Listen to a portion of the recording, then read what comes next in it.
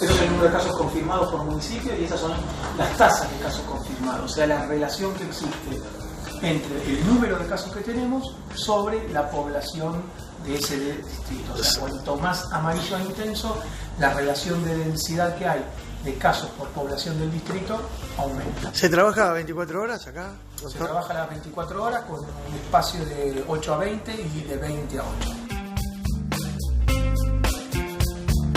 Porque Malbrán lo carga como positivo, pero quizás la muestra es una muestra de control de un paciente ya diagnosticado.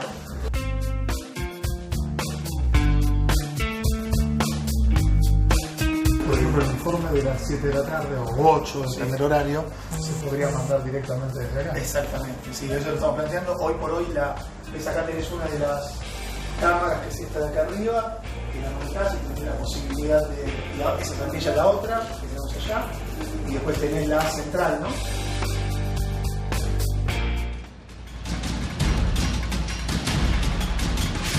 Muy buenas noches, 21:01.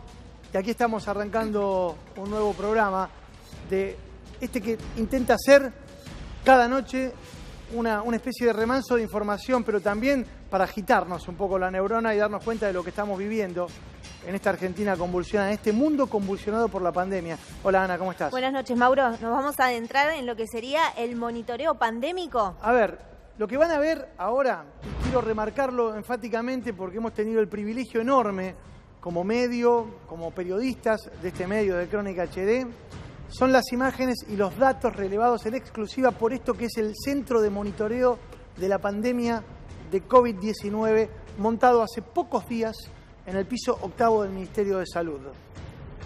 Esto que ustedes ven es el trabajo mancomunado y el esfuerzo de todo el Estado argentino para ir relevando minuto a minuto, segundo a segundo, lo que está ocurriendo hoy en nuestro país y en el mundo con el avance del COVID-19. Como le decía recién al pelado, cada parte que vos lees, pelado, cada parte que nosotros difundimos a la mañana uno y a última hora de la tarde el otro, son emitidos por este centro de monitoreo.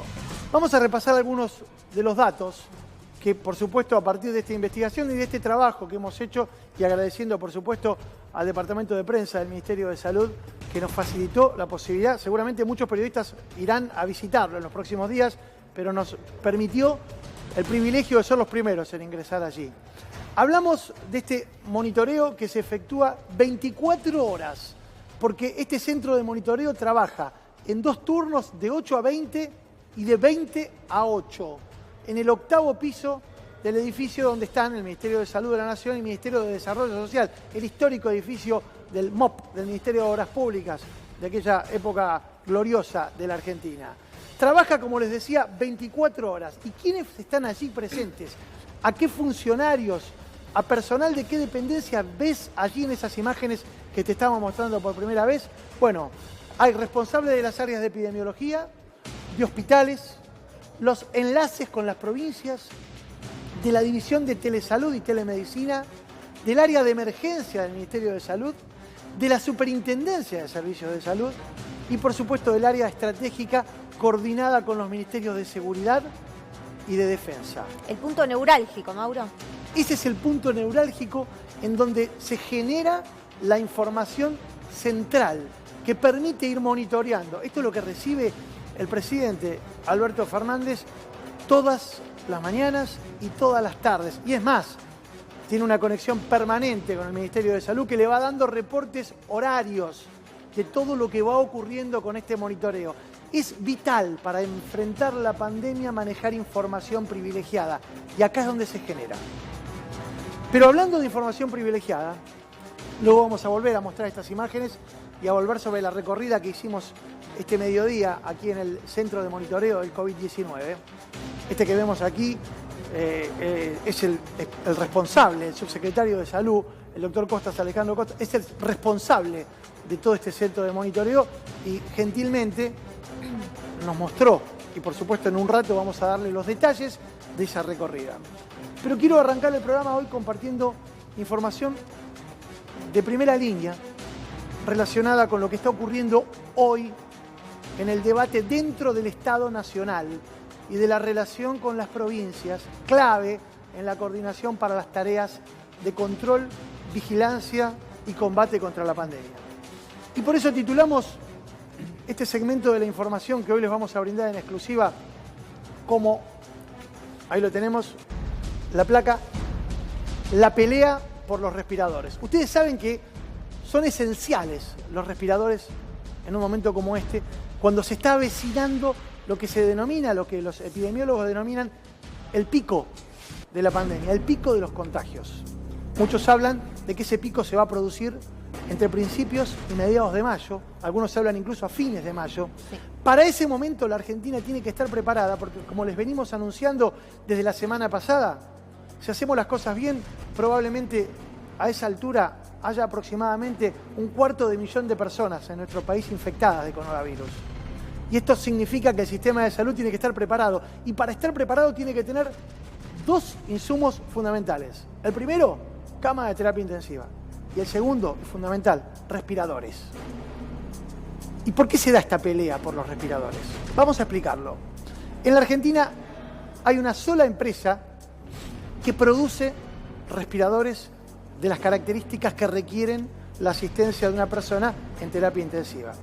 Esa empresa, y ahí lo estamos viendo en la placa, se llama Tecme y es el principal fabricante de este producto, de este insumo que los hospitales requieren para los servicios de terapia intensiva. Tiene una capacidad de producción de aproximadamente 100 respiradores por semana. Es decir, es una fábrica que puede hacer 100 respiradores semanalmente. Cuando el Estado Nacional se vio ante la emergencia de tener que empezar a motorizar compras masivas de respiradores, teniendo en cuenta que hoy lo tenemos a Alberto Fernández hablando de este tema, Germán. ¿Por qué Alberto Fernández habló de este tema? ¿De cuántos respiradores tiene la Argentina? Y de la manera anticipada que lo están haciendo. Exactamente, y de cómo se anticipó el Estado ante la crisis que se venía para empezar a reforzar esa cantidad de respiradores que hoy faltan en la Argentina, teniendo en cuenta la previsión de lo que se viene. Y por eso necesita ampliar su capacidad de producción esta empresa. Escuchá lo que decía Alberto esta mañana hablando con un canal colega. La Argentina necesita más o menos 1.500 respiradores más. Nosotros estamos comprando respiradores y le hemos pedido al gobierno chino que nos ayude con más respiradores. La verdad lo que queremos es que nos sobren respiradores para no tener sobresaltos. Escuchen esto, ¿no? Queremos que nos sobren respiradores. Bueno, para eso necesitan comprarle a esta empresa la cantidad de respiradores que produce, pero no alcanzan. Entonces le dieron recursos para que esta empresa pueda multiplicar por 2,5 veces la cantidad de respiradores que produce. Y por eso, a partir del 1 de abril, esta empresa va a poder ampliar su capacidad de producción a 250 respiradores por semana. Estos son 1.000 por mes.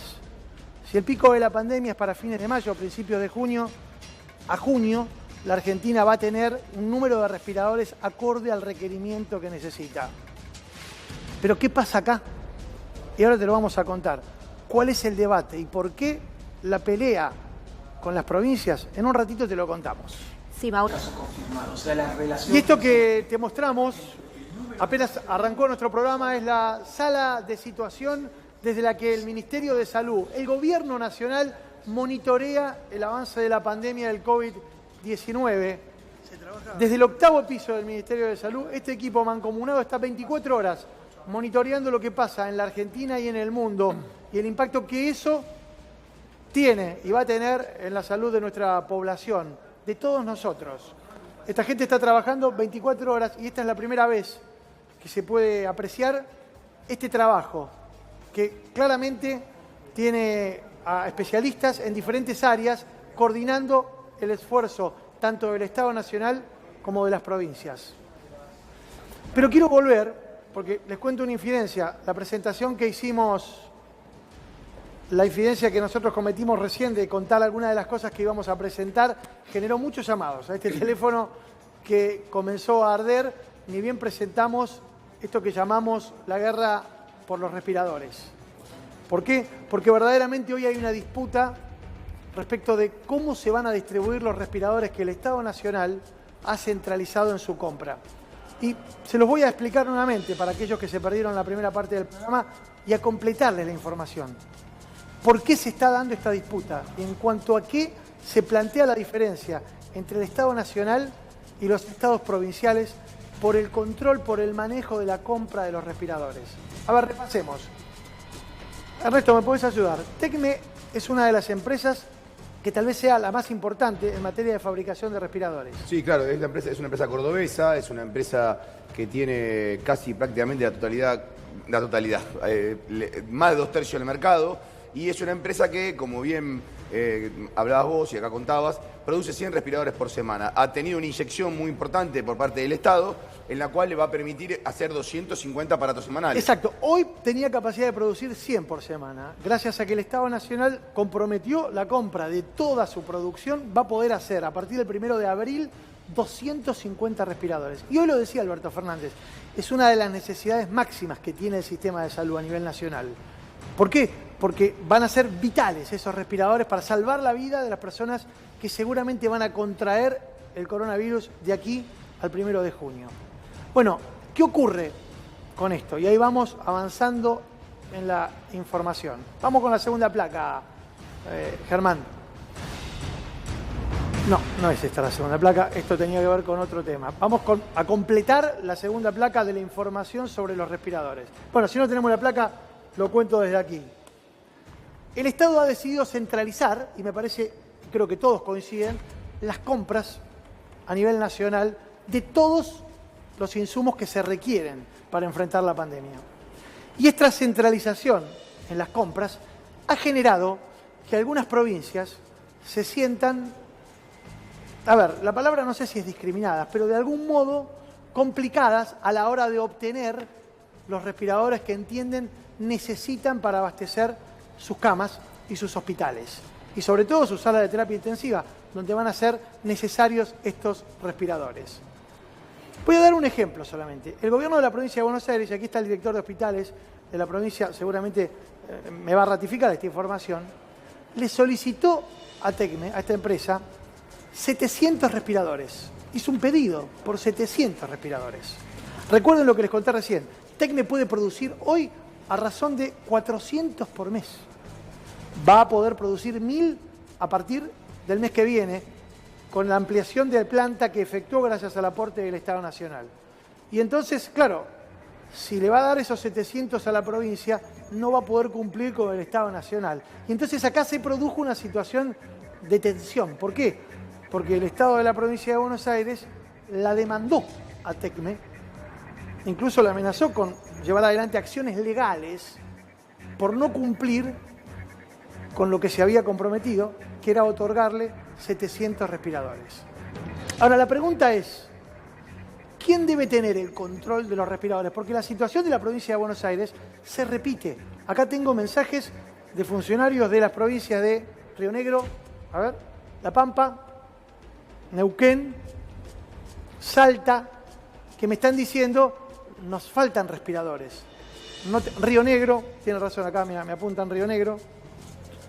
¿Y qué es lo que está pasando? Bueno, el Estado Nacional dice, vamos a centralizar la compra para poder distribuirlo de acuerdo al criterio que hemos establecido con el comité de crisis constituido por las provincias. Pero algunas provincias, tal vez con este criterio de cubrir la necesidad que tienen internamente, no perciben la necesidad que existe de efectuar una centralización inteligente de las compras para que sea el Estado Nacional el que controle esto.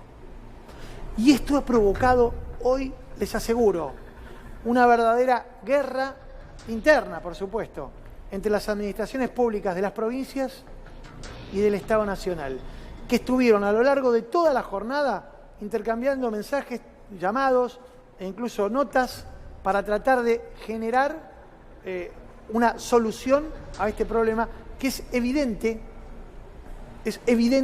que lo tenemos por delante. Atención con esto, yo les pido que presten atención porque parece una disputa económica y es mucho más que una disputa económica. La presencia de un respirador en una cama de terapia intensiva salva una vida y es necesario que todas las provincias tengan de acuerdo a requerimientos sanitarios los respiradores que necesitan. El Estado Nacional planificó una estrategia y por eso se valió de los recursos que tiene. Ahora te vamos a contar en exclusiva también cuántos recursos dispone el Estado Nacional, entre otras cosas, para comprar respiradores. Pero no es para lo único que los debe disponer. El Estado Nacional decidió, mediante una política de descentralización de compra, afrontar el desafío de adquirir y luego distribuir esos respiradores. Pero algunas provincias evidentemente no lo están entendiendo. Y esto ha generado un cortocircuito. Ahora vamos a charlar con el director de hospitales de la provincia de Buenos Aires, de muchos temas, ¿no? Por supuesto. Pero le voy a preguntar, hoy, ¿qué capacidad tienen para asistir de terapia intensiva, de camas? Porque hay un dato que tenés que entender. Hoy la Argentina, entre el sector público, sector privado y sector de la seguridad social, es decir, las obras sociales, tiene entre 8.500 y 8.800 camas de unidades de terapia intensiva a disponibilidad. Si pasa lo que las previsiones epidemiológicas están diciendo, que va a ocurrir en junio, la Argentina va a necesitar muchas más camas. Probablemente necesite entre un 30 y un 40% mínimo más de camas de terapia intensiva. El gobierno prevé llegar a junio cubriendo esa demanda, tener entre 10.500, 11.000 camas de terapia intensiva. Pero para ello necesitan, evidentemente, realizar un esfuerzo presupuestario y mancomunado. Para eso necesitan dinero. Y acá es vital, Ernesto, lo que ha pasado en la jornada de hoy. Porque hoy se anunció que el Banco Mundial va a aportar una buena parte de ese dinero. Sí, Mauro, es así. El préstamo que el Banco Mundial que va a hacer, que son 300 millones de dólares, va a ir masivamente a la salud. Ahora bien, ¿qué es lo que está pasando en los préstamos internacionales? Recordemos, como bien marcaba la placa, hay 600 millones de dólares para atender la pandemia. Pero recordemos algo más importante, va a haber más dinero, porque hay más préstamos que van a ser partidas, que van a ser redireccionadas hacia la salud. En la Argentina, claramente, y esto es una decisión del presidente Alberto Fernández, que tiene a Ginés González García, el ministro de Salud, a la cabeza para conducir este gran comando, digamos, contra el coronavirus, tiene redireccionado todas las partidas que podríamos llamar extra o partidas que no son las que la administración pública preveía, todos los préstamos hacia la salud. Algunos dicen que puede ser en junio más de 1.500 millones de dólares. Bueno, hoy el Ministerio de Salud tiene a disposición 600 millones de dólares para poder utilizar en el combate contra la pandemia del coronavirus. Y estos 300 millones del Banco Mundial que seguramente se incorporarán en los próximos días para toda la asistencia social y sanitaria, por supuesto, que es prioritaria en este momento.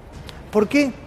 Porque, como te decimos, el aislamiento, te lo venimos anticipando ya hace 3 días, el aislamiento no va a terminar el 31 de marzo. A ver, hoy un funcionario del Ministerio de Salud me decía en off, si nos va bien con el aislamiento, al cabo de los primeros 14 días, si obtenemos buenos resultados, ¿para qué lo vamos a levantar si nos está yendo bien? Pero si nos va mal, ¿quién va a permitir que lo levantemos? Por ende, la respuesta es obvia. El aislamiento social, preventivo y obligatorio va a continuar. La discusión todavía está dada respecto de cuál es el plazo que se va a extender. Y en principio la idea es extenderlo hasta después de las Pascuas. Por eso habrá cuarentena hasta aproximadamente el 12 de abril. A ver, vos me vas a decir, pero esto no está confirmado oficialmente. No, claramente no está confirmado oficialmente. Pero si ustedes nos siguen todas las noches, saben que manejamos información muy importante y sobre todo de estos temas económicos, sociales y sanitarios, hemos anticipado muchas de las noticias que a los 2 o 3 días terminan siendo confirmadas por el resto de los medios. Aguardemos la determinación oficial, pero preparémonos para una cuarentena que se va a prolongar. Y por último, déjame darte, antes de pasar a la charla con el director general de hospitales de la provincia de Buenos Aires, déjame darte un dato alentador. Hay 2 drogas que se están utilizando con éxito importante, vamos a decir parcial, porque no es definitivo, pero con éxito importante para atacar al coronavirus. No tiene que ver con prevenirlo, tiene que ver con los pacientes que están en estado crítico. Son muchos y seguramente serán muchos en los próximos días. No te tenés que asustar, tenés que entender que esto va a ser así, para darte cuenta que si crecen los casos y si crecen las muertes, no es porque nos está yendo mal, sino porque se está haciendo lo humanamente posible desde el Estado para tratar de evitar que esto sea peor de lo que seguramente va a ser. Y estos 2 medicamentos que se utilizan en pacientes críticos están dando resultados para mitigar esta parte, este estadio de la enfermedad. Uno es un retroviral muy conocido, para los que alguna vez tuvimos y tenemos contacto con el tema de los retrovirales, los medicamentos que utilizan los pacientes con HIV, sabemos de qué se trata, se llama Caletra, y el Estado Nacional ha hecho una compra muy importante, y también hay que decirlo, el laboratorio que lo fabrica en la Argentina ha hecho una donación muy importante de este retroviral. Y el otro es un medicamento muy viejo, muy viejo. Hoy un viejo médico me decía, yo lo rendí en farmacología en la década del 60 cuando me estaba recibiendo. Es un antipalúdico. Se llama hidroxicloroquina. Hidroxicloroquina, vamos a decirlo bien, hidroxicloroquina. Y había en stock, muy importante, de un laboratorio, que como es una droga tan vieja y tan antigua, pero tiene efectos importantes en los pacientes críticos por coronavirus, se está suministrando este laboratorio, y lo menciono, Sanofi efectuó una donación muy importante al Estado Nacional, que además le compró prácticamente toda la existencia. ¿Esto resuelve el problema? No. Esto mitiga la última etapa de la enfermedad en los pacientes críticos. Pero seguramente es información que es importante que vayamos compartiendo de la manera responsable en la que siempre la hacemos.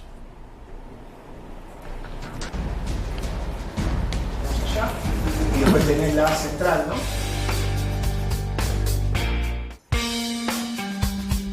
Esos son el número de casos confirmados por municipio, y esas son las tasas de casos confirmados, o sea, la relación que existe entre el número de casos que tenemos sobre la población de ese distrito. O sea, cuanto más amarillo e intenso, la relación de densidad que hay de casos por población del distrito aumenta. ¿Se trabaja 24 horas acá, doctor? Se trabaja las 24 horas con un espacio de 8 a 20 y de 20 a 8.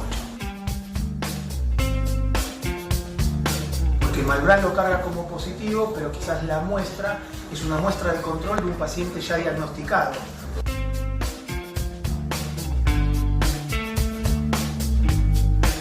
Por ejemplo, el informe de las 7 de la tarde o 8, en el horario, se podría mandar directamente desde acá. Exactamente, sí, eso lo estamos planteando. Hoy por hoy, ves acá tenés una de las cámaras, que es esta de acá arriba, que la conectás y tenés la posibilidad de, esa también ya la otra, que tenemos allá, y después tenés la central, ¿no?